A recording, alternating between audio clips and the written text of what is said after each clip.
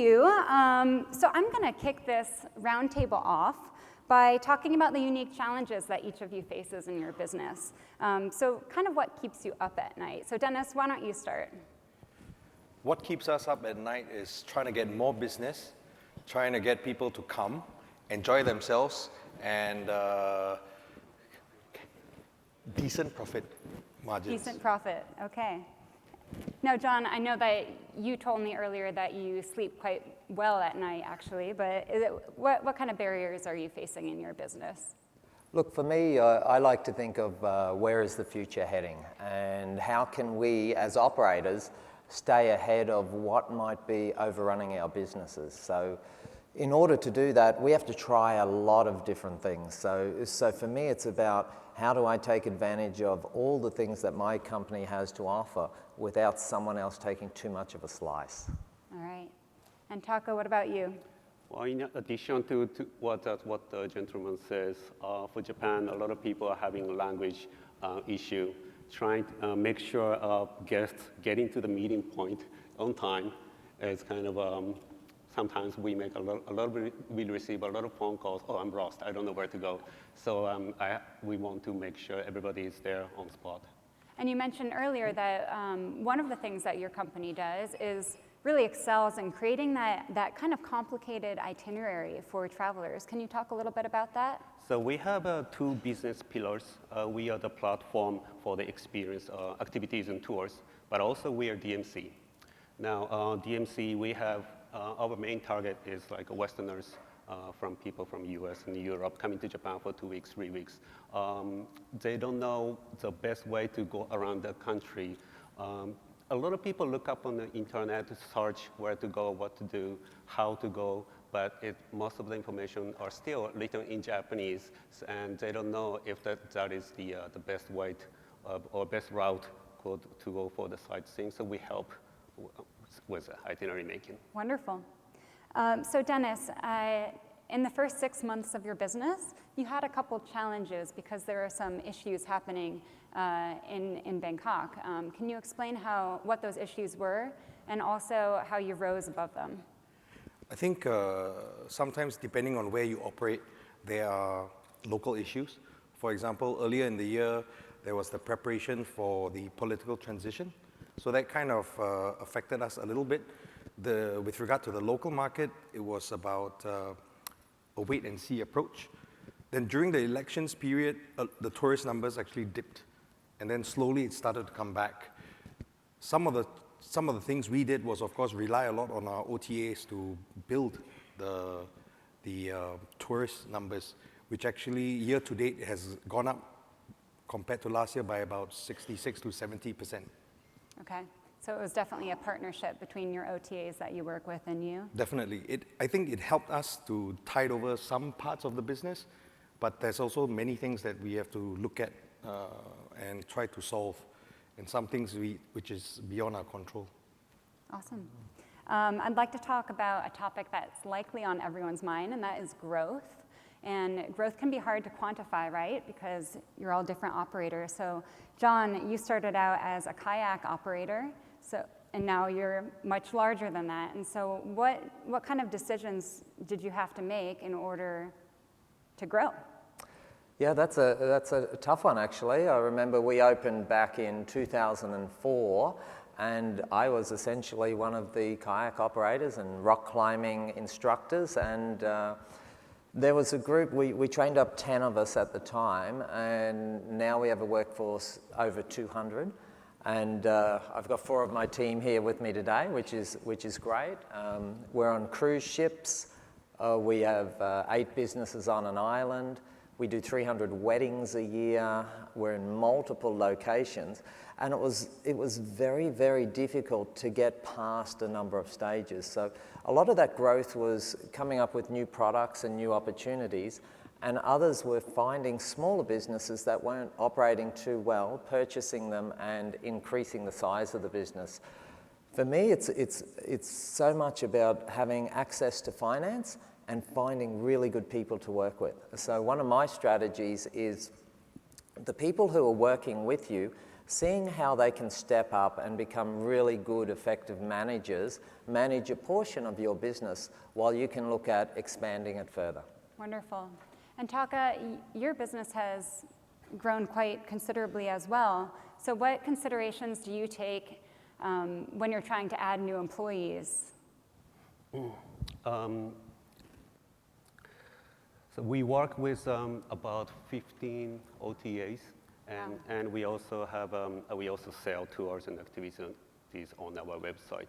And we are like international kind of stuff. We have stuff from Mexico, America, Australia, and like we have half American, half Japanese. We have a lot of employees who can look at the programs or design the programs from international or Westerners or Asian point of view. And a lot of OTAs are there, and each OTA has a different target segment. We don't sell the same program on all OTAs. We try to upload the products that are designed for their target customer segment. And that's how we grow the business, and that's how we work with employees. And that's what I consider when I'm adding employees as well. Wonderful. So OTAs, good or bad? It's hard to say it's good and bad. It's good because we will have more contact point with customers. And it's a little bit bad. It's because more local suppliers are starting to work with direct with OTA. So that means I'm losing a few suppliers. Mm-hmm. John, we spoke earlier in the week, and you mentioned that some of your direct booking sales were going down as you continued to work with OTAs. So how do you negotiate that? How do you balance working with OTAs and also maintaining your direct bookings? Well, look, I have an idea for the future. And I think the more that I've been working with other operators around me, the more I've noticed that if you recommend other tours, then people will go from you and they'll go directly to other tours as well. So I think the OTAs are going to be great for business when you've got heaps of capacity. If you don't have a lot of capacity and you want to make sure that you're getting the most money that you possibly can, getting those direct bookings is really, really important. And it's amazing how so many people, they arrive in market and they decide what to do there and then. And there's a couple of ways of doing that. You can pull out your mobile device, or you can listen to other people who have been on tours and those other tour providers around you. So for me, I think there's a huge opportunity for the regions to bring all the operators together and be able to share all that information and work together a lot more effectively. Wonderful. And Dennis, how do folks find out about your attraction? I'm sorry, like most other companies and operators, we do have our own website, but at the same time, when we use the OTAs, they sort of extend that distribution, they extend the awareness, they also help us promote on occasion. But like what John said, it's a bit of a balance that sometimes you need to have. And can you describe if your attendees or your guests, are they mostly international or are they more domestic? Our guests, being in Thailand and being in Bangkok, our visitors tend to be more local. So this year, about 25% are from overseas. Mm-hmm. We also consider the expatriate community here local. Okay. Yeah. And one more question for you. How do you drive same-store growth? Same-store growth. How do you drive growth in your attraction and get repeat customers? In terms of, we try to do it as best as possible through the experience itself, trying to get good reviews, trying to also make sure that everyone leaves happy. That's pretty much the service industry, Just always making sure that someone leaves happy and has a good positive experience. Everyone agrees with that? More importantly, if they go online and start to encourage others to come as well. Right. So I'd love to know from all of you, what kind of customer behaviors and traveler trends are you seeing that's really driving change within your business? John, do you want to start with that? Sure.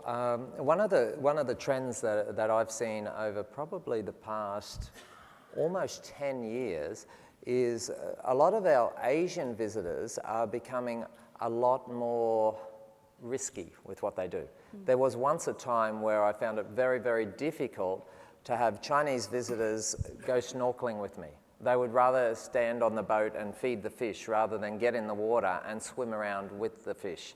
So I found what I needed to do was I needed to encourage them to do that by having Chinese-speaking staff and letting them know that it was okay, you're going to be fine. And by having people in the water with them that could speak their language and could travel with them and giving them good flotation devices and also having video of other Chinese people, then after a while they thought, well, I have to have this experience. I've come all the way to Australia. I'm on the reef and I need to have this experience. So we've noticed that people are going a little bit further out of their comfort zones now. Okay. Taka, you're nodding your head. Do you agree with that? Yes, I do agree. And in my case, so let's talk about the Asian trend a little bit. Yeah. So I started this company 5 years ago, and 5 years ago there were many Asian people, travelers. Most of them are first-timers, so the popular products were like city sightseeing, joining bus tour, or chartering the vehicle for the city sightseeing, especially for families with small kids or babies. Now, and another good selling product is go-kart experience in Tokyo. So you get to wear the Mario costume. So it's like a real Mario Kart, except that you cannot throw bananas or something. So a lot of sightseeing, regular sightseeing, this activity was popular. But from last year, I'm starting to receive bookings of programs that are about learning Japanese cultures or traditions. For example, going to watch the sumo practice in the morning, washi paper making, learn about the sake and tasting. So many Asian people are starting to have an interest in our culture and traditions. That's the little bit change that I'm seeing. Wonderful. Hey, Yeah, Jenna, I just want to jump in. I want to bring everybody back to that OTA kind of question. I just want to dig in, a little bit more there because there's been a lot of conversation and kind of social media conversation and Twitter. I've been trying to kind of poke and prod a bit on the whole issue of, discounting and pricing control, and that's been kind of coming, in and out on the stage. Each of you have got very different, businesses, a bit more kind of DMC, but customized. John, you've got 4 different, all different sorts of perspectives there. And then Denis has an attraction. I'd like to know what you're seeing in terms of pricing pressure from the growth of OTAs, what you are doing to control or try to manage your pricing versus your direct channels versus OTAs, and maybe also like some guidance. When does an operator know to, exert a little, cut the spigot off, or kind of deal with some of that? I don't know, maybe, John, you're smiling, so I'm gonna ask you to answer first. Okay, so that's quite a complex question, and because I've been around since 2004, I've seen it come in, I've watched what's happened, I've built capacity in my business, and I've also kept my prices quite high so that I can absorb those commission rates. I've seen a lot of things happen, actually. I've seen people start new businesses as trends happened, and then I've seen them use particular channels in order to build their business. And TripAdvisor, for instance, a lot of businesses built themselves on getting really good TripAdvisor ratings. And what they would do is they would encourage all their guests after being on, say, a wine tour, after having a few vinos in the bus, and say, could you give us a good rating? And they did. And so all that data was being fed back to TripAdvisor, they were getting to the top of the list, and then people were booking with them. Now things changed, as they changed on social media, as they've changed with Google AdWords. So people built small businesses around the fact that they were able to get their customers quite easily. Things are different now. So as we've seen throughout this conference, if you go online and search for something, you're going to get a bunch of OTAs up first. So as operators, we need to deal with that. We can't change it, we need to deal with it. And the way we deal with it is we keep our prices firm and we work together and we try and get as much direct booking as possible. But when we can't get that direct booking, we try and get the best possible deal we can with the OTA, and then we make sure that we have the right amount of bookings from the OTA. So what we like to do is keep capacity in our tours so that we can get as many of those bookings as possible. And you think about it, if you're paying an OTA 35% commission, you got 75% left to deal with. Now, you have to make sure that you've got enough fat in your ticket price to be able to do that. And if all your business is coming from the OTAs, you better be making a really big saving on your marketing budget to make sure that you can survive. Because some businesses are going out of business. The small ones are. Dennis, from a ticket attraction perspective? Well, unlike John, I don't have wine to give to the kids in our facility. But I guess Thailand went through a period of pretty much a difficult period from when we first opened. So we had the riots, the military coup, the bombings. So that was a period we also started working with whether it's OTAs or even travel agents themselves. And we were pretty much had to give them very low rates to sell. But as time progressed, like what you said, we started to be more firm with our pricing. I think it is a balance that you need to work with your different travel agents, OTAs, to ensure that they understand where you are at as well, and then to try your best for a win-win kind of a situation. So sustainability is a key issue, I believe, to keep making money and profit so that you don't go out of the business. In case of Japan, 20 million people are now coming compared to 4 or 5 years ago, and a lot of people are trying to sell the similar product. At the end of the day, the price erosion is going to happen. So to avoid that, we have to add some values. For example, watching the sumo practice in the morning, not just bringing them to the sumo stable to watch the practice. We explain the sumo rules, the history, how many hamburgers they can eat in the day, how much beer they can drink. So that kind of information, it's free, no cost. But adding more information to keep customers happy and satisfied, that's the key things. Great, thank you. So we have about a minute left.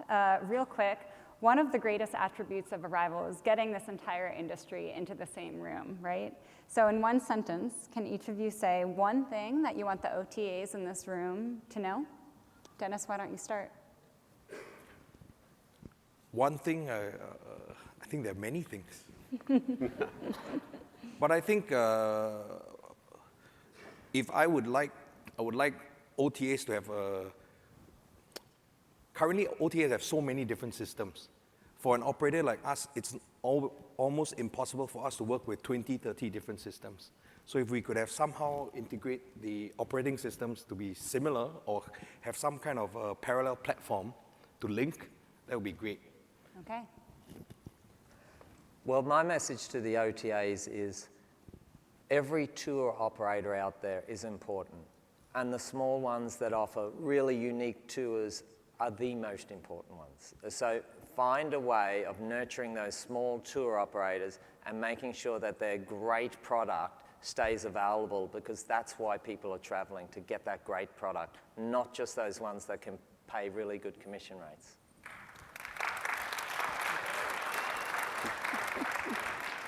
Taka, do you have a message? Yeah, I would say speed is a key issue. It's very speedy to reach people on the other side of Earth. We can reach people in Latin America, people in Africa in like 2 seconds through internet or through OTAs. So it's really a tool to reach global people. Wonderful, thank you. Well, ladies and gentlemen, this is Dennis, Sharpe, and Taka. Thank you. Thank you very much, Jenna.